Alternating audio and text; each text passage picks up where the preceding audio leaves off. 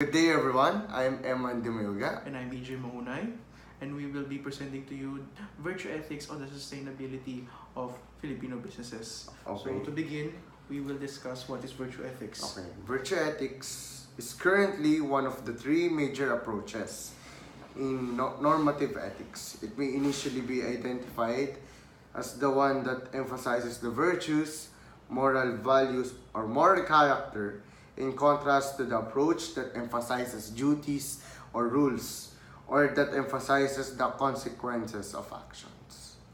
So moving on, the how are Filipino businesses doing right now?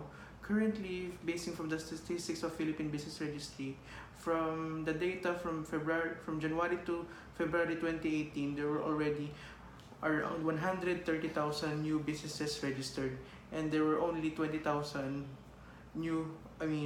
businesses that renewed their registry.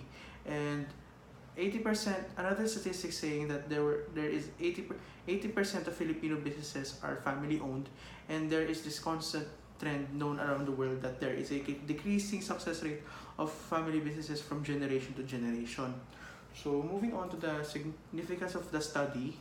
The beneficiaries of this study are business people or entrepreneurs, companies and corporations, consumers, customers, and especially managers that are managing businesses or different industries. Let's move on for the research gap. For the research gap, there is still a research gap involved because there is yet to be any significant research that conclusively proves the effectivity of a virtue ethics approach being employed in the Philippine context. There are no conclusive and recorded data that would prove that virtue ethics could bring positive results in a business or a company. So next is the methodology. Basically, if the business would be sustainable, it means that it could generate profit through a long period of time. That makes it sustainable. So for the samples of this, for the sample of the research, we chose the 3 Starbucks coffee nearby DLSU. This was also to take into consideration for the convenience of the researchers. Also, these three have very big similarities in terms of target market, location, and also they are not affected much. There isn't much trend effect in the trends in the change in financials because they are very closely located to one another. Also, each of these coffee shops will employ one of the three ethical approaches. So all of the three ethical approaches aimed for the sustainability of a business. But the main point of the research is to prove which of the three would prove to be have the most significant effect in the sustainability of the business.